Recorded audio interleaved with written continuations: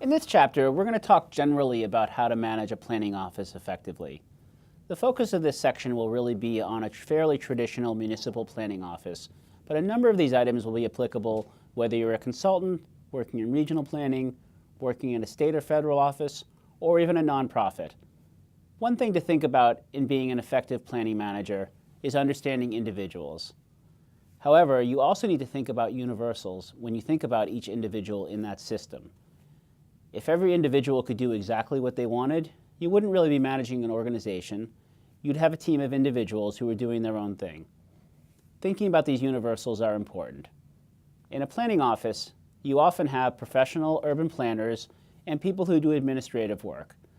They both have different backgrounds and different types of things that motivate them in the office. Thinking about the city planners and what they want to get done, and the administrative staff and what they want to get done, is really important. One size does not fit all. However, there are certain things that work for a variety of people. First off, what motivates staff? Second off, what worries them?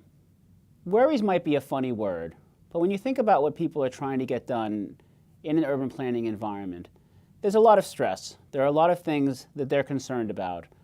Obviously, at the base, they're concerned about not losing their jobs. They're also concerned about being able to be effective in what they do, feeling supported in what they do, and understanding what else people expect of them. So how do you support those interests? How do you prevent those worries? How do you minimize concerns while still getting the job done? It comes down similar to other things in terms of thinking about what types of people get motivated by various different things. And you can build that into a team culture while at the same time respecting those individual differences. While it would be ideal to say that every single person in an office is easy to work with, is helpful, is constructive, there are difficult people in offices. Difficulty can come in many different forms. I've listed a few forms here to get you thinking about some of the people that you've dealt with and where they might fit in as difficult people. There's the bean counter, who thinks about the time that he or she needs to spend in the office, and that's about it. Once they get done, they're done. There's the world-weary person, who always says that we've tried this before, it didn't work last time, we may have tried it twice before and it didn't work either time, and it's not going to work this time. There are some people that are very arrogant, that think that if they just ran things, everything would go great. There are some just plain mean people that just are not nice to be with, and it's very challenging when they can be in your office. There are the unhappy people. People who may have something else going on in their life, maybe just really were not meant to be in this profession, but for whatever reason, there's always generally an air of unhappiness around them. Then there's the people that are sort of just doing enough. They're doing a perfectly good job, they're getting the bare minimum done, but there isn't a lot of zest in what they do. They're not the types of people that get excited when you think of a new project to work on. They sort of view it as, look, I do what I need to do, I do a good job at it. Isn't that enough? Each of these difficult types of people require different types of performance evaluations. You can think about feigning ignorance to some people, particularly people who are just a little world-weary.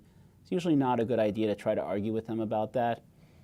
There are ways of setting clear expectations and being supportive of people. That's often important when you just want to build the morale generally of an office. For some people, unfortunately, there's the need to document poor performance or poor attitude.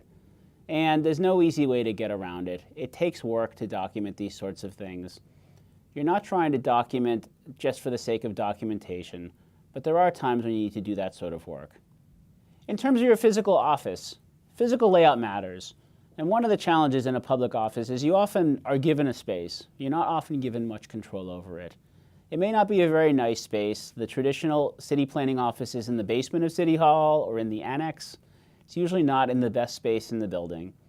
And it can be very challenging when it gets in the way of being able to work effectively as an organization. You need to think about what you can and can't do to help improve your physical layout. It may be as simple as putting up interesting artwork, putting up posters, making sure that windows are accessed easily, plants. If you have a little more luck, you might be able to actually get some physical improvements to your space. But it is important to think about the physical layout and how it matters. For a long time, the move was to open floor plan offices. Those have their limits as well, and you should think about the fact that some people may actually prefer a little more privacy as they get work done, and balancing that with the team mentality needed in an office. Some things to think about generally when you're managing an office. Every office has the boring work and the interesting work. Every good manager helps divide up that interesting work fairly. You shouldn't just always give the interesting projects to one or two people. That can be very tempting because you may know those one or two people are going to do a great job at it.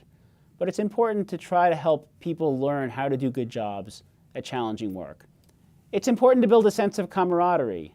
And there's a fine line here. You don't want to distract from what the office is doing. You also don't want people to roll their eyes and say, I don't really want to do that. That's not something I'm in the office to do. But there are ways of building a team spirit without having to be too heavy-handed about it. As a manager, you need to think about the bottom line. You have to manage your office's budget. You have to think about where resources are going to come from. You have to put together your next budget request. So fortunately or unfortunately, you can't just ignore the bottom line. Just as importantly, you need to think about nurturing the next generation of managers. At some point, you will no longer be in that organization, and succession planning is very important. Planning offices remain effective when they have good, strong leadership for a long period of time. So as you think about your skill set within your organization, it's important to think about which people may be interested in becoming managers, giving them opportunities to do some management work, and setting them up so they'd have a shot at perhaps succeeding you in the organization or in some other organization. Giving a fairly young planner an intern to work with is often a great way to do that. See how that person manages an intern and an intern's work. Finding ways to promote from within is important. Doesn't mean that you always need to promote from within, but it's an important thing to think about in managing an office.